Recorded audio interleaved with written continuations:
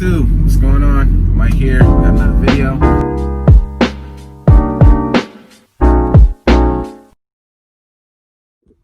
YouTube, what's going on? Mike here, got another one for you guys. It's a lovely Monday morning here in South Florida. Not too much going on today for me. A lot of paperwork and parts I have to order today. Not, like I said, I got like 3 jobs. I had 4, somebody rescheduled for tomorrow. I try to make my Mondays light as possible. It's rarely this light, but I appreciate it, and I'll go out there, run my job, and come back home, you know. So just wanted to talk to you guys a couple of things today. Primarily 2 things. First is I want people to access, especially for new people. This is mainly for new people, and hopefully you're watching all the content you can on appliance repair, and just ask yourself, do you really want to do this? Because this job is not easy. I always tell people, you know, it's good to start with a company first, see if you like it. Then you can, you know, make your decision from there. But for the most part, I feel like if you get into this and you enjoy fixing things, then most likely you're gonna like it. There's a lot of aspects to it, you know, not just fixing. It's customer care. You know, you got to deal with customer service. Also, knowing the HR side, running your route, your scheduling, your pricing, all that is important. It's not an easy job, because not only that, the main thing is just technical ability, you know. You have to know what you're doing. You can't mess up people's appliances, you know. It's just, there's a lot that comes with this job. And there's some days for me where it's just frustrating, you know, where I get recalls, or just you fix one issue, another issue happens. It's just a lot of things that you have to deal with in appliance repair. And for the people that are starting a business, congratulations to you. Keep fighting, because it's not easy, you know, especially when you're learning and you're running your business. It's just, I just know for me, I'm still learning every day, but it took me over a decade to get where I'm at. You know what I'm saying? It took me over a decade with the knowledge I have. So when I started my business, I was way better off. You know, the technical side I already had down. You know, you couldn't tell me nothing about fixing appliances. This is what I know. So this is what I've known since, you know, 19, 20 years old. That's it. But it's you know, a lot of people make it sound like it's easy, and it's not. And I just want you guys to know that it's you got to put the work in, just like everybody says. You got to put the work in. And that brings me to my next point. The most important tool in appliance repair. Then I'm probably going to name this video that, you know, the most important tool in appliance repair is this. If you don't use that, I don't care what tools you got in your bag, it's not gonna work. It's not gonna work. And I always got to tell guys out there, there's times where I'll leave a job and didn't know what the issue was, think about it all day, and I'm like, oh, that's what, you know. I'll go into my memory bank and I'm like, I didn't do that. And this is I acquired that ability way before the internet era. Like I said, when I started, there wasn't any appliantology. There wasn't any, or at least I didn't know about it, or I didn't have access to it working for a company. Nothing. All we had back then, like I said, was tech lines: Frigidaire, GE, Whirlpool, just every tech line that I can get to understand what was going on when I was working for a company. And then after a while, you know, you stop calling the tech lines, because you realize sometimes you're smarter than them, and a lot of times even though they're walking you through pins and this and that, you kind of get an idea of how things work on your own and how to figure it out on your own. So I really want to promote that to people, because we're in the internet era and the social media era, and where you can go on Facebook, you can go on anywhere and find help about what's going on. And for me coming up, I felt like it was a little harder, but it was more rewarding, because I had to use my brain. I couldn't just go on my phone and look up this information. I had to literally think and be like, okay, I tried this, I tried that. Let me check this, let me check that. So a lot of my ability is pre-internet era. So basically what I'm trying to say is that don't rely on looking for the information as much as you need to rely on your brain. You know what I'm trying to say?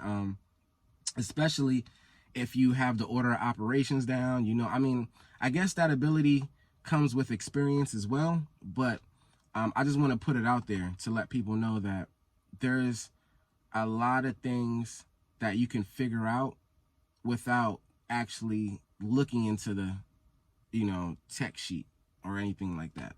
You know, always, I'm not saying don't use it, and I still use them, but you know, there were times where I run into a machine, didn't have the tech manual, you know, I didn't have any service to call, and I was just there. And it's like, I have to fix this thing. What am I going to do? Am I going to give up, you know, that, or am I going to leave and try to find the information? I always tell myself, when I leave a house and I don't know what the issue is, I have to narrow it down to one or two things. I have to, because me not having all the information I need, I'm not wasting another trip to come back out here for nothing. It's just, you know, especially I acquired all this working through a company. So, you know, it's a little different. That's why I say, you know, I promote that. But, you know, that was my main point, is to make sure you guys just, you know, use your brain a little bit, because it's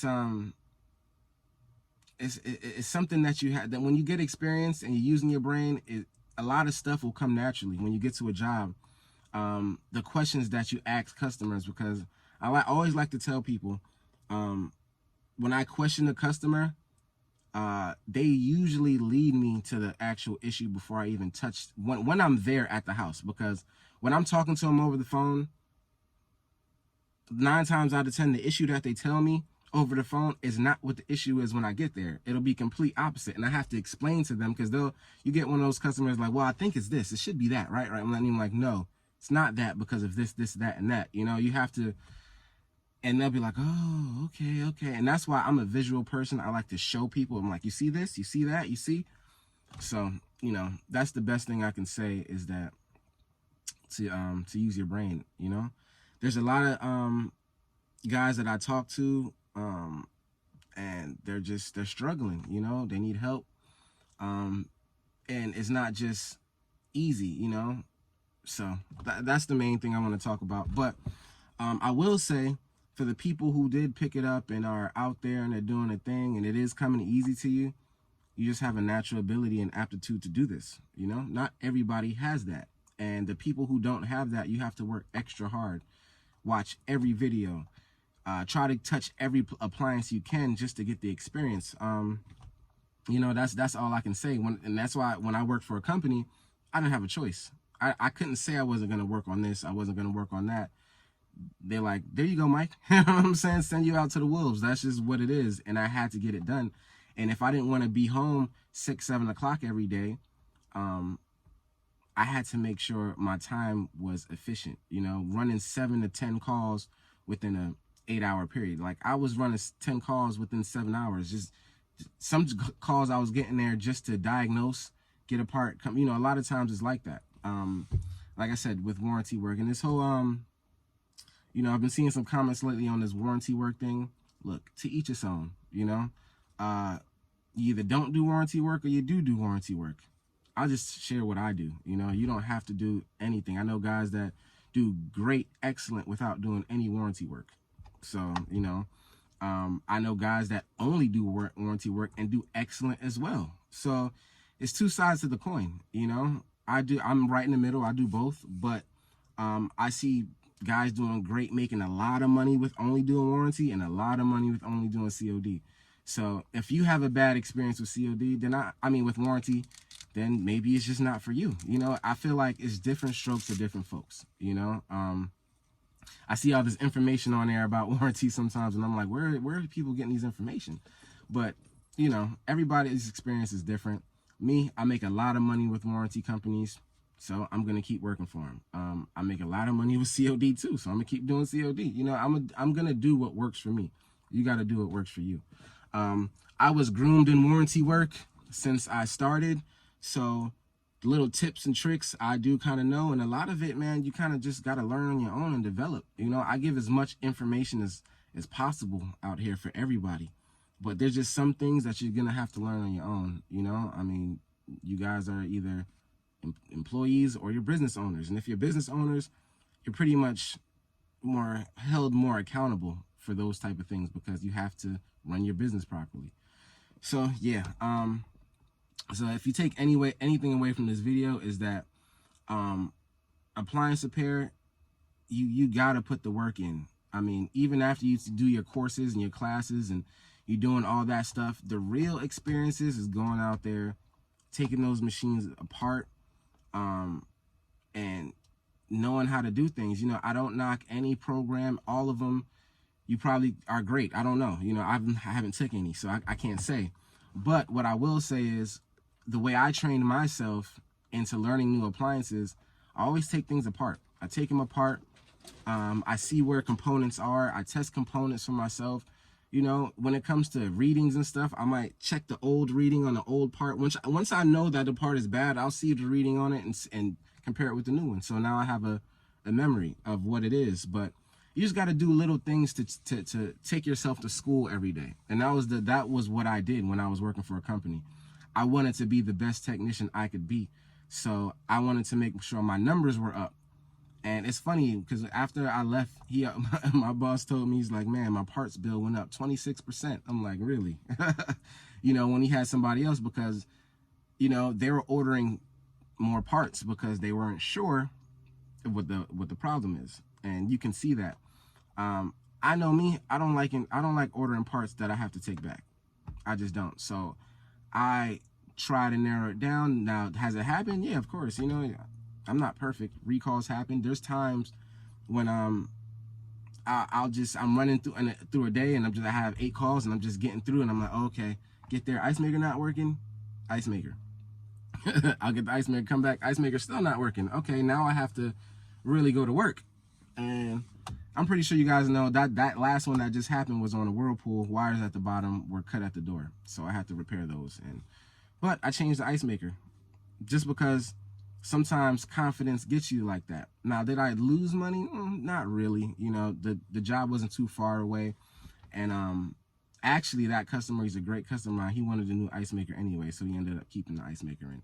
Not gonna happen every single time because I was ready to refund him his money for the ice maker, but I'm still gonna charge people for my service call and my labor if I'm doing the job, you know. So I will say my pricing is a little different compared to Blue Book. I always tell people that another part of being a business owner, you have to know how much it's gonna be for you to make money on that job and for your company to make money. You know, there's certain jobs I do out here, I know I'm not going to get below a certain amount because that's just what I require. You know, that's me having experience and knowing what I charge customers, what I charge warranty companies, what I charge whatever. And that's how I know. The Blue Book, I don't use at all really now. I don't even really use it as a base. Just going through it all. The prices are just different, and I have my pricing on lock, what I mark up and what I do. You got to formulate your own or just go by the Blue Book, you know? That's just how it is. But didn't want to make the video too long, but I just wanted to make this video for people who are new or fairly new, because if you're under, you need at least good 5 years solid. I want to say more, but I'll say 5 years solid for you to be adequate in appliance repair. So if you're in a year and you still got a lot to learn, you haven't seen nothing yet really. So you know, I will say, but keep the confidence up, because my whole aspect is I can fix anything. You know, when I go into a house, it's either going to be too expensive for the customer to want to fix, but I can pretty much fix anything. You know, that's just how I feel. There are some times where everything can't be fixed. That's how that goes too. So remember that. Yeah, you guys have a great week. I'll be back with another one, but keep everything in mind. If you guys got questions, hit me up on Instagram. Also with that, if I don't get to you, it's probably because I'm just too busy and haven't seen the message, or, you know, I'll do the best I can. I can't answer everybody's questions, but I will get to most of them if I can. So Yeah, you guys have a great day and a great week.